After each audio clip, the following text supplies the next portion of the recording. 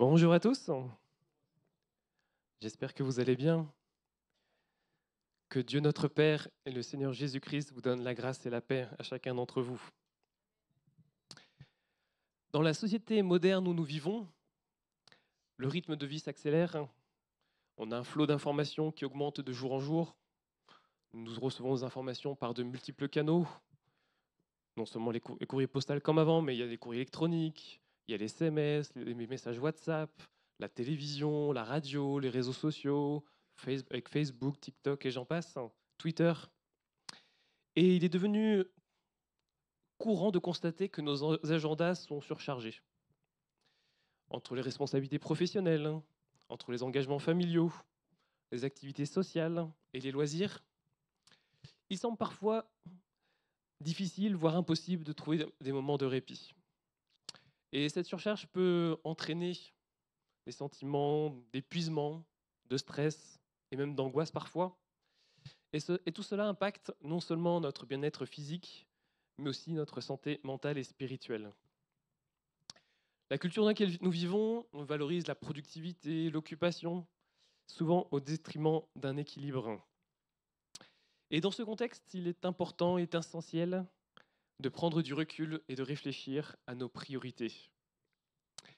L'évangile de Matthieu, au chapitre 6, au verset 33, c'est notre Seigneur Jésus qui parle.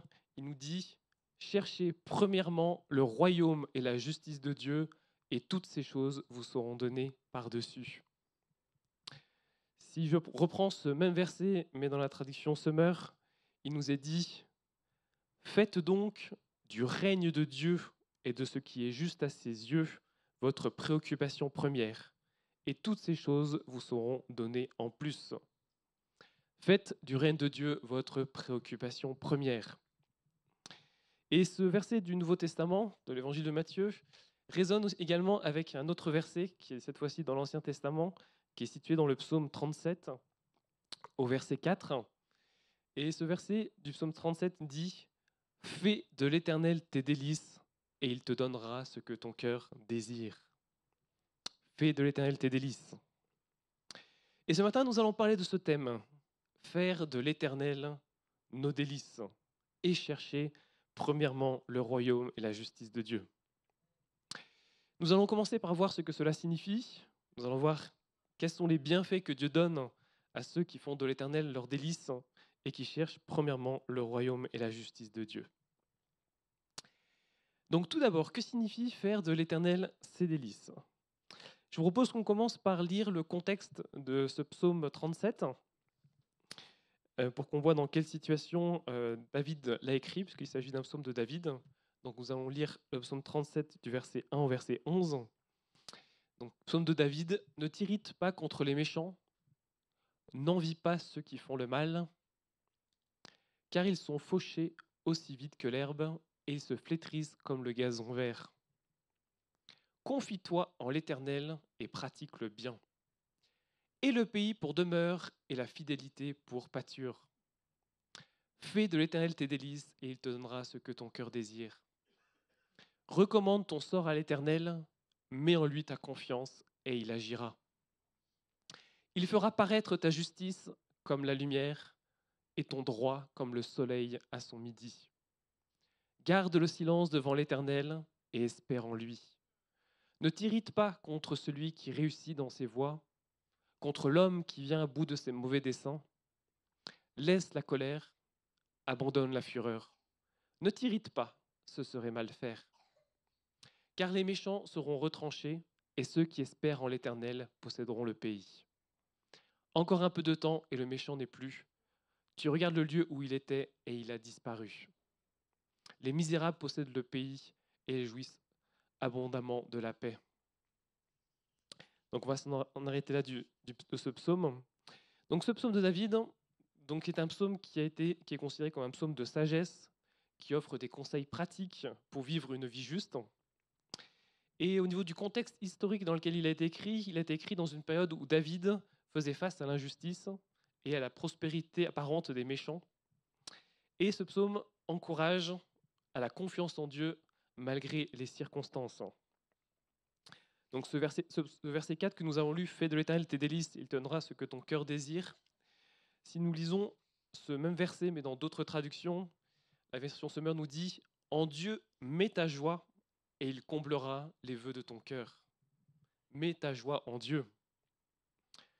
Une autre traduction, la Français courante, nous dit « Trouve auprès du Seigneur ton plaisir le plus grand et il te donnera ce que tu lui demandes ».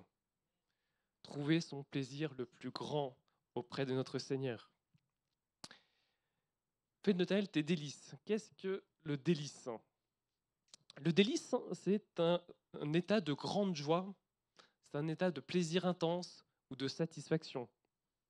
On peut parler de délice pour parler d'une expérience sensorielle agréable, comme le goût d'un plat savoureux. Ah, ce plat que tu as préparé, c'était un vrai délice. Ou un sentiment de bonheur et d'épanouissement émotionnel. Et dans un contexte plus spirituel, le délice désigne également la joie profonde que l'on éprouve dans la relation avec Dieu ou dans la pratique de la foi. Alors, faire de l'Éternel ses délices,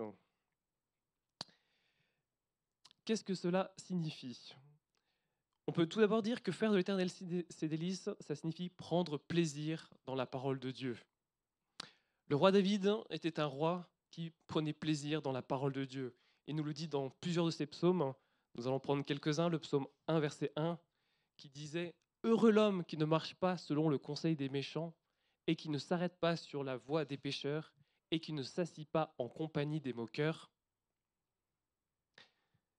Si on peut passer à la suite.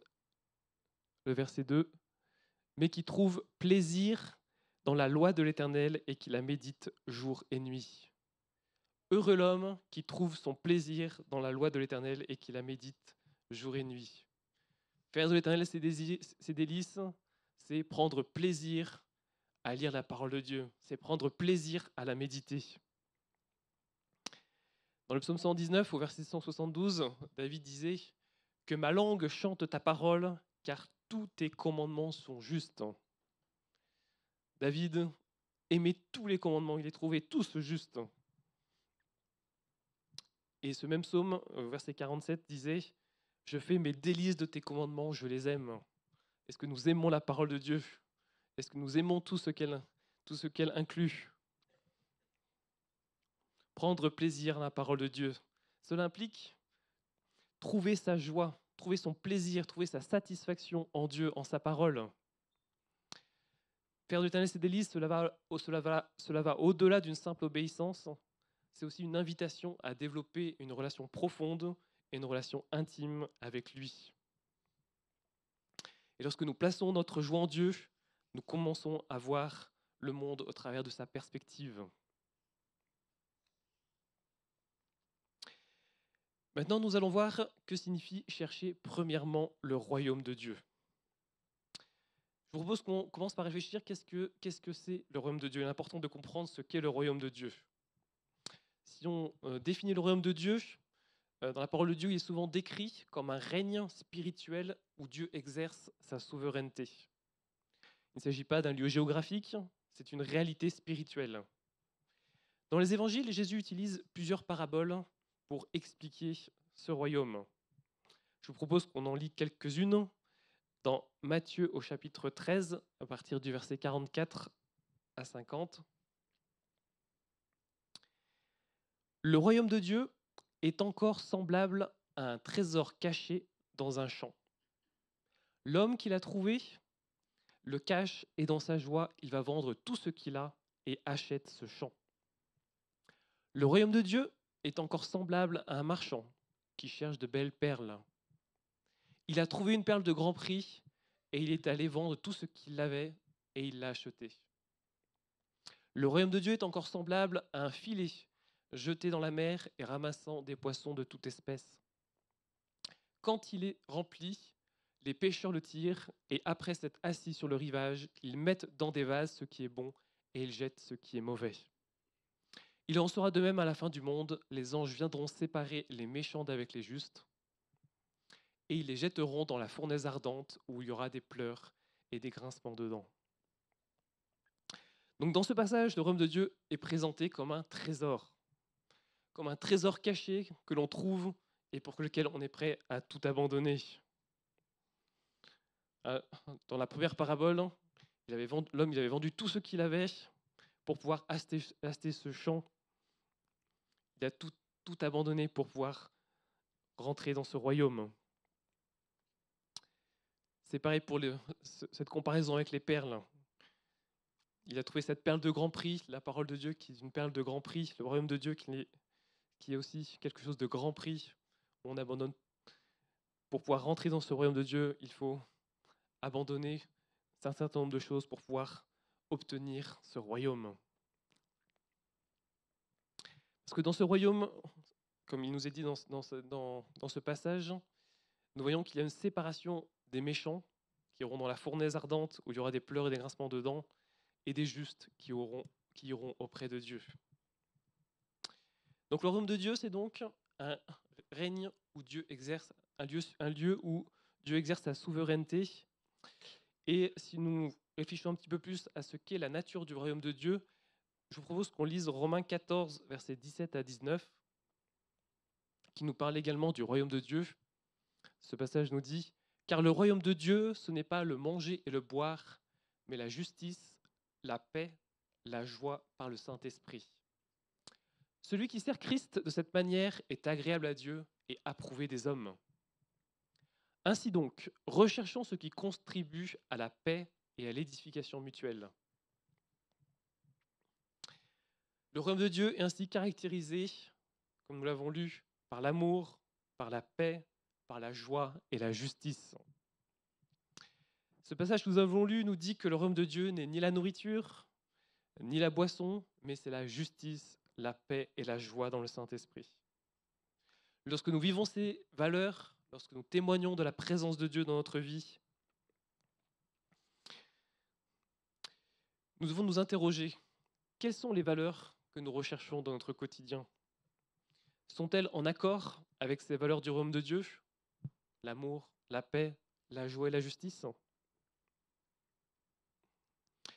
La justice, justement. On avait dit chercher premièrement le royaume et la justice de Dieu. Qu'est-ce que la justice de Dieu?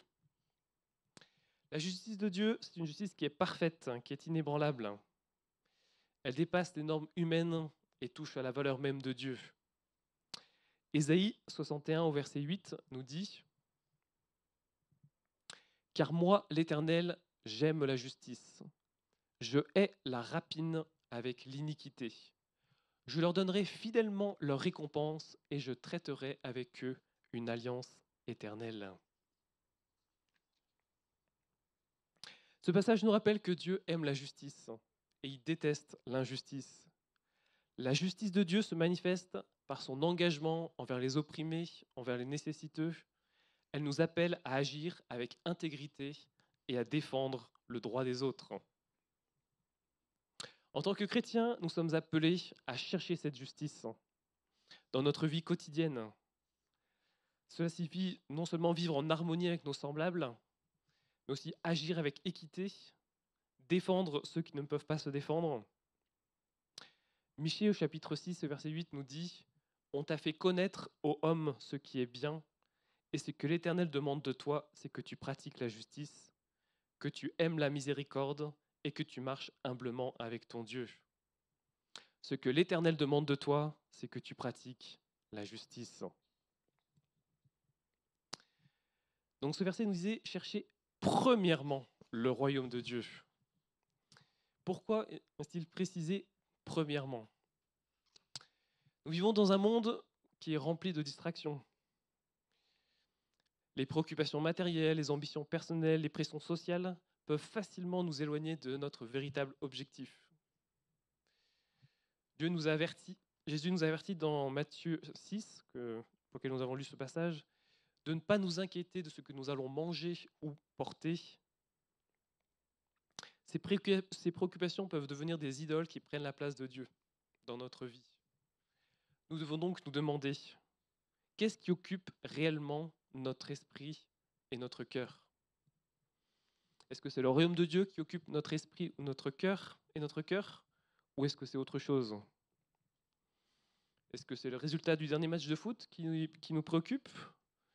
Ou est-ce que c'est l'avancée du royaume de Dieu? Est-ce que ce sont les résultats des Jeux Olympiques?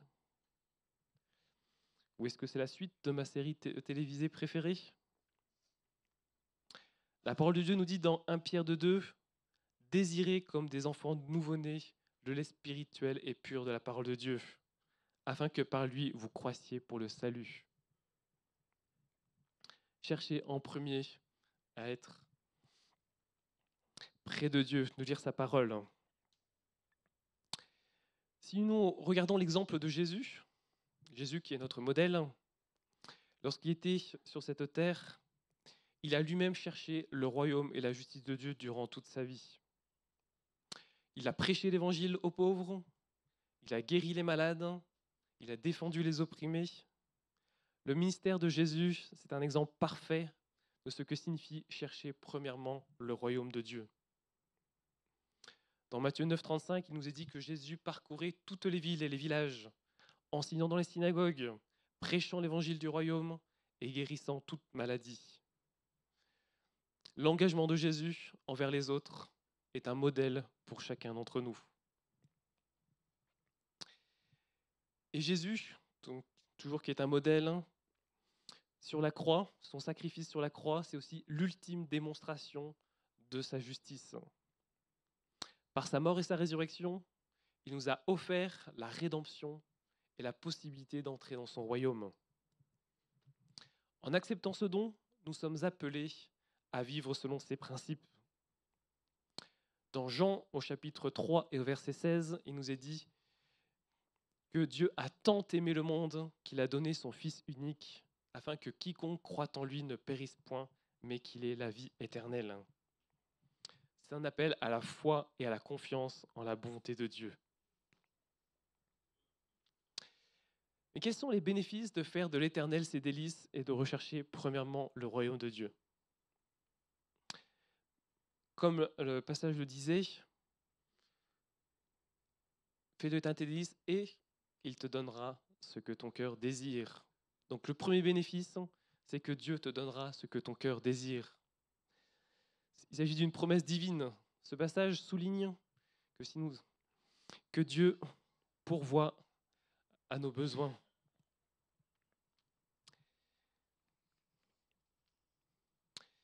Mais Dieu va-t-il vraiment nous donner tout ce que notre cœur désire? Moi, je dirais oui et non. Oui, si tout ce que nous lui demandons est influé par le Saint-Esprit, et non, si certaines choses que nous lui demandons n'ont pas un bon objectif. Jacques chapitre 4 et au verset 3 nous dit « Vous demandez et vous ne recevez pas parce que vous demandez mal dans le but de satisfaire vos passions. »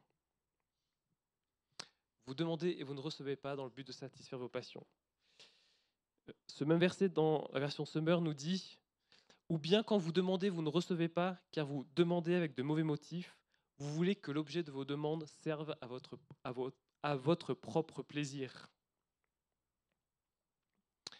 Dieu ne répond pas si ce que notre cœur désire, c'est pour notre propre plaisir. Ce même verset, toujours dans une autre version, la français courante, nous dit « Et si vous demandez, vous ne recevez pas parce que vos intentions sont mauvaises, vous voulez tout gaspiller pour vos plaisirs. » Si vous cherchez un conjoint pour votre propre plaisir, c'est mal demander à Dieu. Mais si vous cherchez un conjoint pour le rendre heureux, c'est bien lui demander.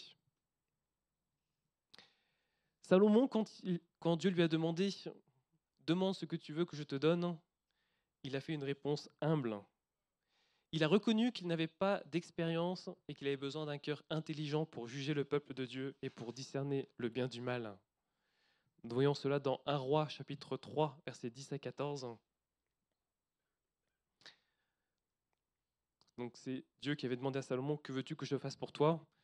Et donc Salomon a répondu, donc 1 Roi, chapitre 3, verset 10.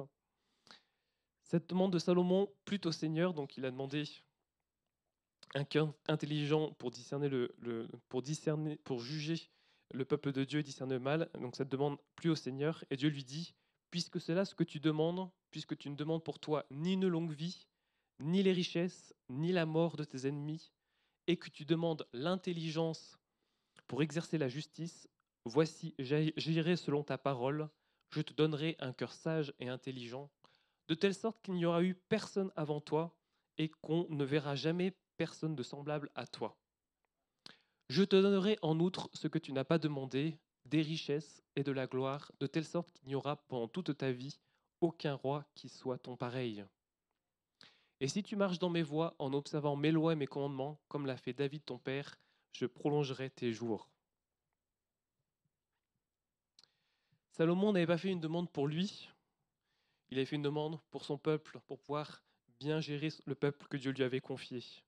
Et Dieu l'a comblé de bénédictions.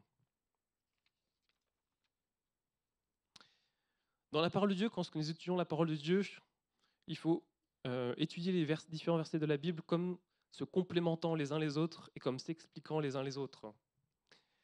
La parole de Dieu nous dit que si nous faisons l'Éternel nos délices, il nous donne ce que notre cœur désire, mais elle nous dit aussi que Dieu ne répond pas si nos intentions ne sont pas bonnes.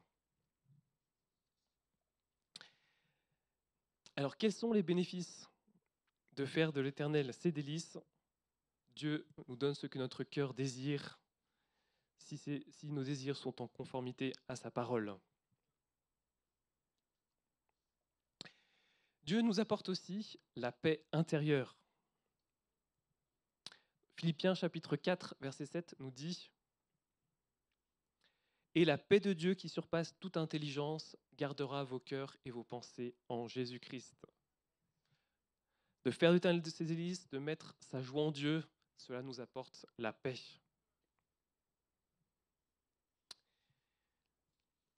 Un deuxième bénéfice de faire de l'Éternel ses délices, c'est que Dieu guide nos pas.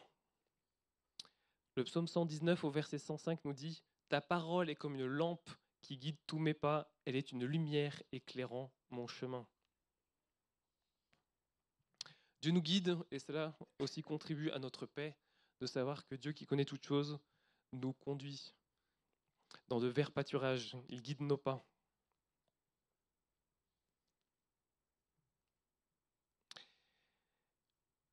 Lorsque nous faisons l'Éternel nos délices, Dieu nous transforme. Dieu fait développer les fruits de l'Esprit dans nos vies. Ces fruits de l'Esprit qui sont, comme Galates 5, 22 et 23 nous le dit, ce sont l'amour, la joie, la paix, la patience, la bonté, la bénignité, la fidélité, la douceur, la tempérance.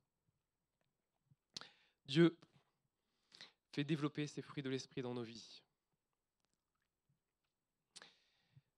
Quand nous recherchons premièrement le royaume de Dieu, Dieu pourvoit à tous nos besoins. Lorsque nous plaçons Dieu en premier, il promet de pourvoir à nos besoins. Cela ne signifie pas que nous ne rencontrerons pas de difficultés, mais que nous aurons toujours la paix et la confiance en sa provision.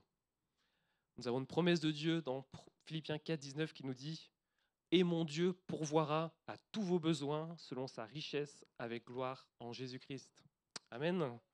Dieu pourvoira à tous vos besoins. Ce passage nous rappelle que Dieu pourvoira à tous nos besoins selon sa richesse en gloire en Christ Jésus. En mettant Dieu au centre, nous découvrons une paix qui surpasse toute compréhension. C'est une promesse que nous pourrons tenir fermement dans nos cœurs. Si nous nous occupons des choses de Dieu, Dieu s'occupera de nous. Jésus nous disait dans Matthieu 7, 12, « Tout ce que vous voulez que les hommes fassent pour vous, faites-le de même pour eux, car c'est la loi et les prophètes. » Ça s'applique aussi. Si nous voulons que Dieu s'occupe de nous, occupons-nous du royaume de Dieu.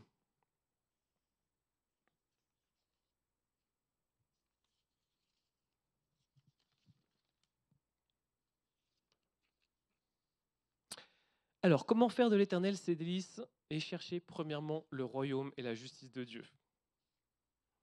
Donc, tout à l'heure, nous avons lu donc, le psaume 37 et je vous propose qu'on lise un peu, on va relire un verset avant et un verset après de ce psaume 37, verset 4. On va lire psaume 37, verset 4 à 6, 3 à 6, pardon. « Mets en l'Éternel toute ta confiance Fais ce qui est bien, et dans le pays tu demeureras en sécurité. En Dieu, mets ta joie, et il comblera les vœux de ton cœur, car c'est à l'Éternel qu'il faut remettre tout ton avenir, et confiance en lui, et il agira. Donc ce verset qui nous est de mettre notre joie en Dieu est entouré d'un verset avant qui disait « Mets en l'Éternel toute ta confiance ». Le verset d'après nous dit « Aie confiance en lui ». Pour faire de l'Éternel ses délices, il faut apprendre à lui faire confiance. Mais en l'Éternel, donc il y a une action de notre part à faire, de décider de faire confiance à notre Dieu, de décider, oui Seigneur, il y a telle et telle situation, je te la remets, je mets ma confiance en toi et je m'attends à toi. Pour faire de l'Éternel ses délices et rechercher probablement le royaume et la justice de Dieu, il y a cette volonté de développer une relation intime et profonde, personnelle avec Dieu. Et pour y parvenir, il y a un certain nombre d'actions que nous pouvons faire. La première, c'est de prier régulièrement. Lorsque nous prions, lorsque nous consacrons du temps chaque jour à la prière, passons du temps à parler à Dieu, à écouter sa voix, cela permet de développer une relation personnelle avec Dieu. En méditant aussi les Écritures, comme le faisait David, en lisant, en méditant sur la Bible, en cherchant à comprendre ses enseignements et à les appliquer dans nos vies, ça permet de faire de l'Éternel nos délices et de rechercher le royaume de Dieu. En louant et en adorant Dieu, en ayant des moments de louange, comme ce matin, merci à l'équipe de louange, que ce soit en chantant, que ce soit en jouant de la musique, ou en exprimant notre gratitude et notre reconnaissance à Dieu. C'est bien de le faire ici le dimanche ou le mardi, mais c'est aussi la louange et l'adoration. Ça aussi peut se faire chez nous, à notre domicile, dans notre voiture, à tout autre endroit où nous avons la possibilité de le faire. Louons Dieu et adorons Dieu autant que possible. Pour chercher premièrement le royaume et la justice de Dieu. Notre Seigneur Jésus était un modèle de serviteur. Servons également les autres. Cherchons premièrement le royaume de Dieu en servant les autres. Dans Actes 20, 35, il nous est dit « Je vous ai montré de toute manière que c'est en travaillant ainsi qu'il faut soutenir les faibles et se rappeler les paroles du Seigneur qui a dit lui-même « Il y a plus de bonheur à donner qu'à recevoir. » Lorsque nous sommes au service des autres, il y a du bonheur à servir et il y a du bonheur d'accomplir ce que Dieu nous demande de faire. Pour faire de l'Éternel ses délices, entourons-nous d'autres croyants, entourons-nous de frères et de sœurs qui partagent la même foi. La communion fraternelle avec d'autres croyants permet aussi de renforcer notre relation avec Dieu. Lorsque nous sommes ensemble, nous pouvons nous édifier les uns les autres, nous pouvons nous exhorter. 1 Thessaloniciens 5, 11 dit « C'est pourquoi exhortez-vous réciproquement et édifiez-vous les uns les autres, comme en réalité vous le faites. » Chercher le royaume de Dieu signifie également pratiquer l'amour inconditionnel. Dans 1 Jean 4, 7, il nous est écrit « Bien-aimés, aimons-nous les uns les autres, car l'amour est de Dieu. Nous sommes appelés à aimer notre prochain, même ceux qui nous persécutent. Cet amour est le reflet du royaume de Dieu sur terre. En aimant les autres, nous témoignons de notre foi et de notre engagement envers Dieu. » Cherchez premièrement le royaume de Dieu en étant des témoins. Nous sommes appelés à être des témoins de l'Évangile. Matthieu 28, 19 à 20 nous dit « Allez et faites de toutes les nations des disciples, les baptisant au nom du Père, du Fils et du Saint-Esprit, et enseignez-leur à observer tout ce que je vous ai prescrit. Et voici, je suis avec vous tous les jours, jusqu'à la fin du monde. » Jésus nous a donné ce grand commandement d'aller et de faire des disciples de toutes les nations. Chercher le royaume de Dieu signifie chercher à partager la bonne nouvelle de l'Évangile à ceux qui nous entourent. Chaque interaction que nous avons peut être une occasion de témoigner de notre foi. Que ce soit par nos paroles ou par nos actions, nous devons être des ambassadeurs de Christ. Amen.